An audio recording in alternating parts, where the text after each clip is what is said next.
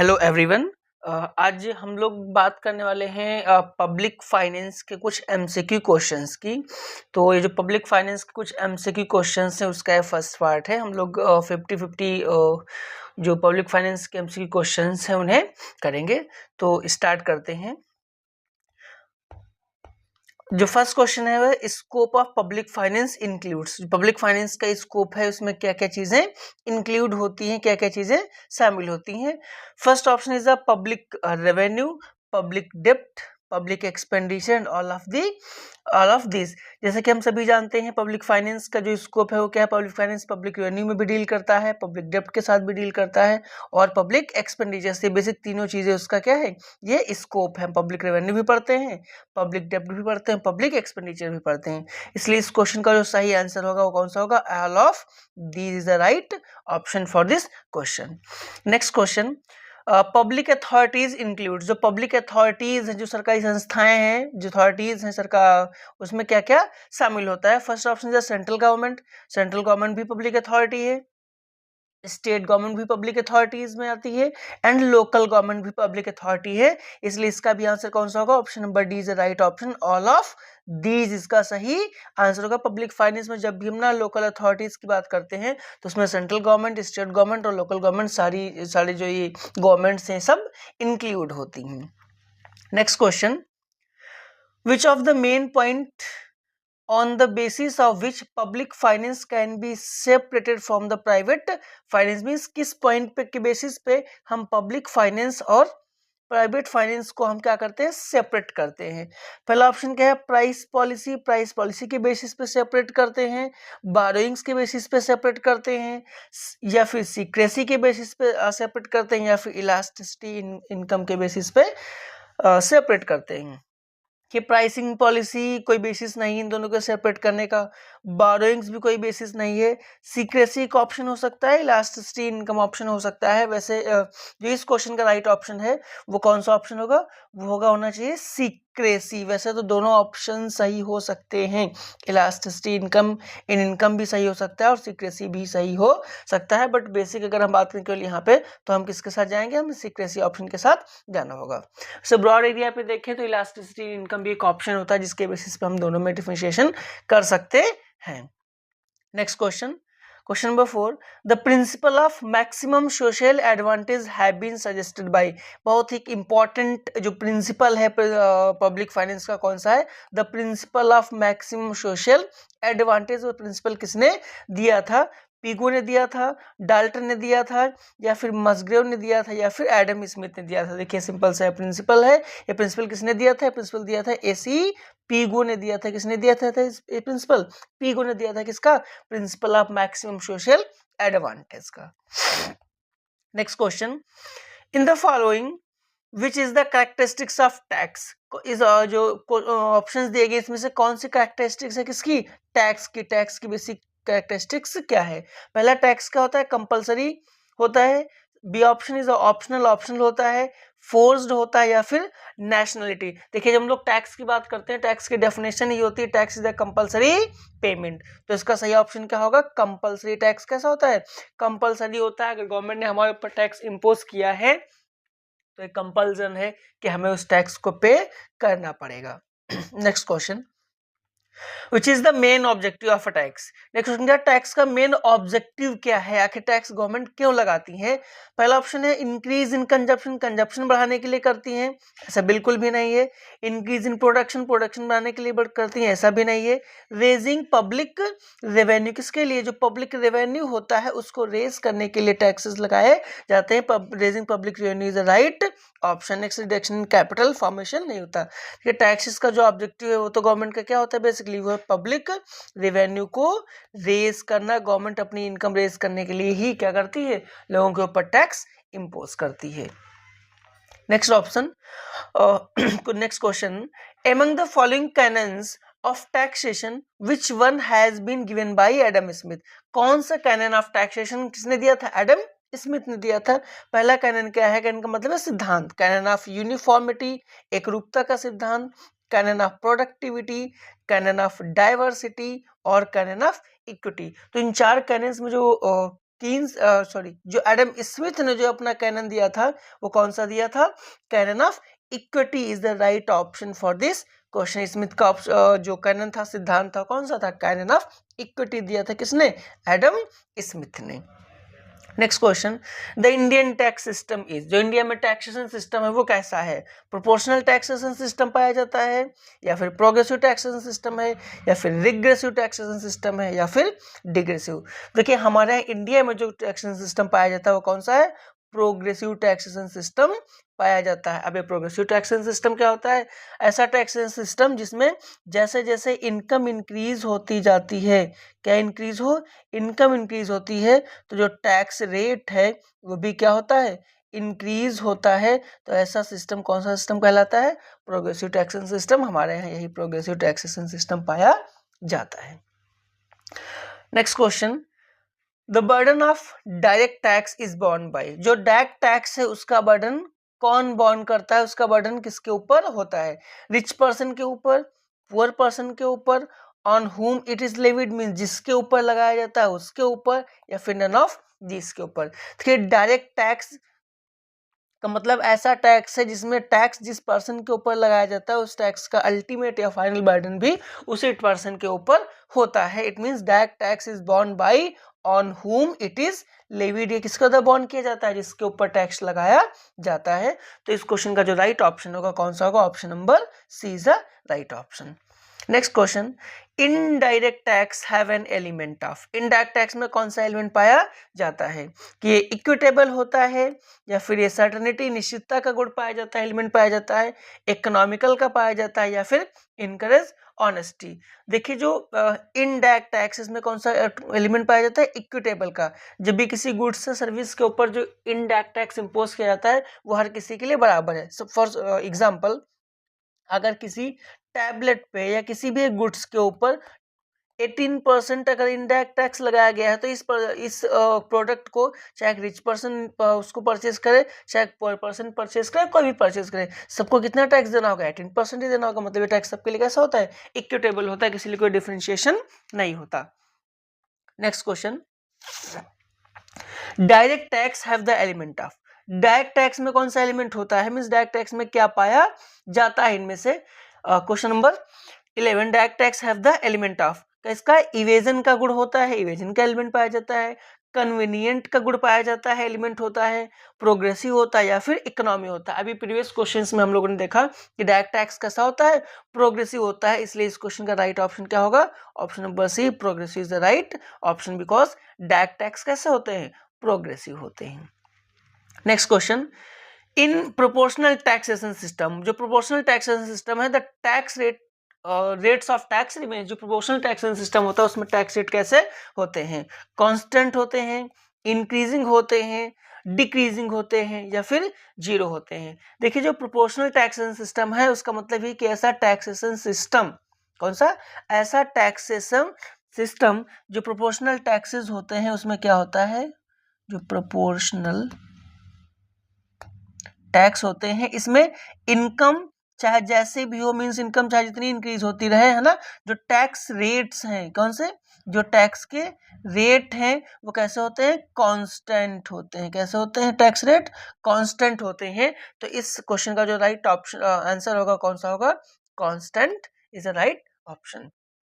Next question, expenditure tax for India was recommended by, जो expenditure tax था India के लिए वो किसने रिकमेंड किया था? जो एक्सपेंडिचर टैक्स था इंडिया में किसने रिकमेंड किया था? Option number A, Kaldor, Colin Clark, Adam Smith, Adolph Wagner. इसमें से किसने रिकमेंड किया था? जो एक्सपेंडिचर टैक्स रिकमेंड किया था किसने किया था? कॉल्डर ने रिकमेंड किया था इंडिया के रेफरेंस में। तो इसका जो सही ऑप्शन होगा वो होगा option number A. Next question, corporate tax is the tax levied on, corporate tax ऐसा टैक्स होता है या कॉर्पोरेट टैक्स किसके ऊपर लेविड किया, किसके ऊपर लगाया जाता है? कॉर्पोरेशंस के ऊपर, म्युनिसिपैलिटीज के ऊपर, कोऑपरेटिव सोसाइटीज के ऊपर, कोऑपरेटिव सोसाइटीज के ऊपर, या फिर कंपनीज के ऊपर? तो देखिए जो कॉर्पोरेशन टैक्स है, कॉर्पोरेट प्रॉफिट टैक्स, इस किसके ऊपर लगाया जाता है? कंपनीज के ऊपर लगाया जाता है। इसका राइट ऑप्शन कौन सा होगा? Option number D, company is the right option. Next question, which of the following is the major source of revenue in India? India में जो मेजर सोर्स रेवेन्यू का वो क्या है? डायरेक्ट टैक्स है, कैपिटल लेवी है, ग्रांट्स इन एड है, या फिर इनडायरेक्ट मींस गवर्नमेंट को जो सबसे ज्यादा पब्लिक रेवेन्यू रिसीव होता है वो इनमें से किसके द्वारा रिसीव होता है? तो उसका जो राइट ऑप्शन है वो कौन सा है? Indirect tax. वैसे इसके पहले और भी ऑप्शंस थे, बट जब से जीएसटी हमारा इम्प्लीमेंट हुआ है, जीएसटी के बाद से जो सबसे ज्यादा सोर्स था गवर्नमेंट को जो रेवेन्यू रिसीव होता था वो कहाँ से होता था? इनडायरेक्ट टैक्स से रिसीव हुआ है।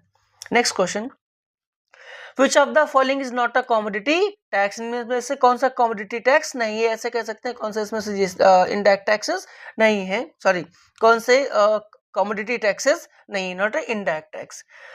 Excise duty, custom duty, corporation tax and octroi, ये चार ऑप्शंस इसमें से कौन सा कह रहा है? कॉमोडिटी टैक्स नहीं। देखिए एक्साइज ड्यूटी भी कॉमोडिटी टैक्स है, कस्टम ड्यूटी भी कॉमोडिटी टैक्स है, कॉर्पोरेशन टैक्स कॉमोडिटी टैक्स नहीं होता, तो इसका जो सही आंसर है वो कौन सा है? Corporation tax.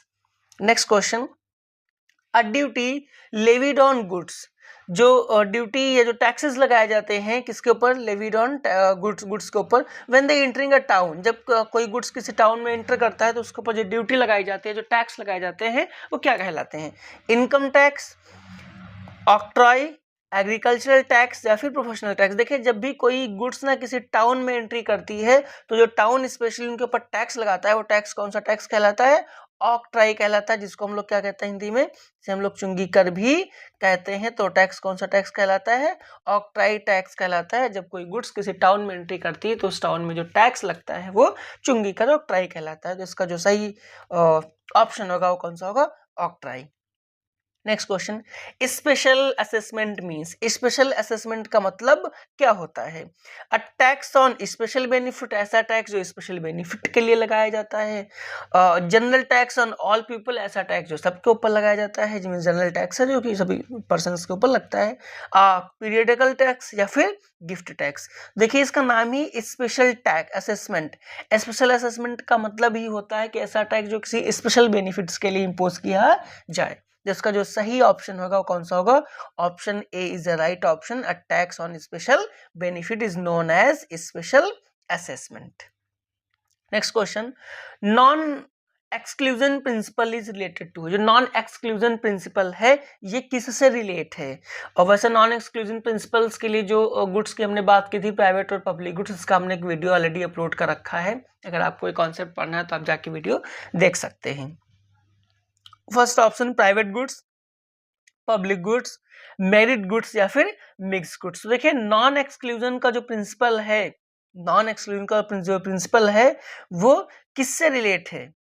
नॉन एक्सक्लूजन का प्रिंसिपल किससे रिलेट है? ये पब्लिक गुड्स से रिलेट है। किसके साथ? Option number B, public goods के साथ रिलेट है, क्योंकि पब्लिक गुड्स की कुछ स्पेशल प्रॉपर्टीज थी, जो कैरेक्टरिस्टिक्स थी वो थी नॉन एक्सक्लूजन, नॉन डिविजिबिलिटी की, कि हम पब्लिक गुड्स को किसी के लिए एक्सक्लूड नहीं होती, सबके लिए कॉमन होती। तो इसका जो राइट ऑप्शन होगा कौन सा होगा? Option number B. Next question, education is an example of, education किसका एग्जाम्पल है? मीन्स जो शिक्षा है, जो स्वास्थ्य है, एजुकेशन है, जो हेल्थ है, किसके एग्जाम्पल्स हैं? पब्लिक गुड्स के एग्जाम्पल हैं, मेरिट गुड्स के एग्जाम्पल हैं, सोशल गुड्स के एग्जाम्पल हैं, या फिर क्लब गुड्स के एग्जाम्पल हैं? देखिए जो एजुकेशन है या फिर हम हेल्थ की बात करें, ये किसके एग्जाम्पल है? These are the example of merit goods. से किसके एग्जाम्पल हैं? ये सब मेरिट गुड्स के एग्जाम्पल्स हैं। मेरिट गुड्स के कॉन्सेप्ट का भी वीडियो हमने अपलोड कर रखा है। अगर आपको मेरिट गुड्स का कॉन्सेप्ट पढ़ना है तो आप वीडियो जाके देख सकते हैं। Next question, public goods are, public goods कौन सी होती हैं, किन्हें हम पब्लिक गुड्स कहते हैं? जो कैसी होती हैं? First option excludable, next option non excludable, third option marketable and fourth option is all of this. देखिए जब हम लोग पब्लिक गुड्स की बात करते हैं, अभी मैंने कहा प्रीवियस क्वेश्चन में, पब्लिक गुड्स ऐसी गुड्स होती हैं जिनमें कुछ कैरेक्टरिस्टिक्स पाई जाती हैं, जैसे कि नॉन एक्सक्लूजन की कैरेक्टरिस्टिक्स पाई जाती है। तो इस क्वेश्चन का जो राइट ऑप्शन होगा कौन सा होगा? Option number B. Public goods कैसी होती हैं? नॉन एक्सक्लूडेबल होती हैं। कैसी? नॉन एक्सक्लूडेबल होती हैं। ये नॉन इंडिविजिबल होती हैं। कैसी होती हैं? नॉन इंडिविजिबल भी होती हैं, या कह सकते हैं सॉरी नॉन डिविजिबल होती हैं। इंडिविजिबल हम कह सकते हैं। कैसी होती है? नॉन डिविजिबल, इनको हम डिवाइड नहीं कर सकते। Next question, who is the father of public finance? Who is the father of public finance, public finance का जनक या फादर हम किसे कहते हैं? Option number A Dalton, option number B Pigou, option number C Smith and option number D Musgrave. तो देखिए father of public finance किसे कहा जाता है? फादर ऑफ पब्लिक फाइनेंस कहा जाता है किसको? ऑप्शन नंबर ए डाल्टन को कहा जाता है क्या? Father of public finance. अच्छा, जो principal of maximum social advantage देखा था हम लोगों ने, वो प्रिंसिपल भी किसने दिया था? डाल्टन ने भी ने वही प्रिंसिपल दिया था। Next question, incidence of tax means, देखिए दो वर्ड्स होते हैं incidence and impact. Incidence of tax का मतलब क्या होता है? इंसिडेंस और इम्पैक्ट दोनों वर्ड्स हम लोग कहाँ सुनते हैं? जब हम लोग इनडायरेक्ट टैक्स की बात करते हैं तो वहां पे हम लोग सुनते हैं। तो इंसिडेंस ऑफ टैक्स का मतलब क्या होता है? Direct money burden, option number B indirect money burden, option number C actual tax burden and option number D is none of this. तो जो ऑप्शन नंबर कौन सा? B indirect tax money burden, ये क्या होता है? इस इंसिडेंस ऑफ टैक्स का मतलब क्या है? Indirect money burden. देखिए जब हम इनडायरेक्ट टैक्स की बात करते हैं तो इनडायरेक्ट टैक्स में इंसिडेंस और इम्पैक्ट, इनडायरेक्ट टैक्स में क्या? Incidence and impact of tax, दोनों अलग अलग पॉइंट्स के ऊपर होता है, दो अलग अलग पर्सन के ऊपर होता है। क्योंकि जब हम लोग बात करते हैं इनडायरेक्ट टैक्स की तो हमें कहते हैं ये ऐसा टैक्स है जो क्या किया जाता है? लोगों के ऊपर शिफ्ट किया जा सकता है। ऐसा टैक्स जिसमें टैक्स का इंसिडेंस और टैक्स का इम्पैक्ट अलग अलग लोगों के ऊपर होता है। तो जब हम इंसिडेंस ऑफ टैक्स की बात करते हैं उसका मतलब है indirect money burden. Direct money burden नहीं होता बट इनडायरेक्ट मनी बर्डन किसी इंसान के ऊपर होता है। तो इसका सही ऑप्शन क्या होगा? Indirect money burden. इसके लिए अगर आपको अच्छे से समझना है तो हमें डायरेक्ट और इनडायरेक्ट टैक्स का जो डिफरेंशिएशन है वो पढ़ना होगा। वहां पे हमें incidence of tax and impact of tax पढ़ना होगा, तो हम इसका मतलब अच्छे से समझ सकते हैं।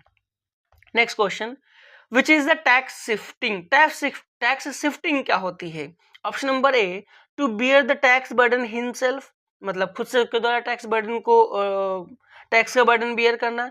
Option number two shift the tax burden on others, जो टैक्स का बर्डन है, टैक्स का बोझ है, वो दूसरे इंसान के ऊपर शिफ्ट कर देना है। Option number C to bear some part of tax himself, tax का कुछ पार्ट खुद से बियर करे and shift the rest on others, और बाकी बचा पार्ट दूसरे के ऊपर शिफ्ट कर दे। या फिर option number fourth none of this में से कोई नहीं। देखिए अभी हमने बात की टैक्स शिफ्टिंग का मतलब ही होता है कि ऐसा टैक्स जो लगाया तो किसी एक इंसान के ऊपर गया हो बट उस टैक्स को क्या किया गया होगा? दूसरे के ऊपर शिफ्ट कर दिया हो, तो टैक्स शिफ्टिंग कहलाती है। इसका मतलब क्या होगा?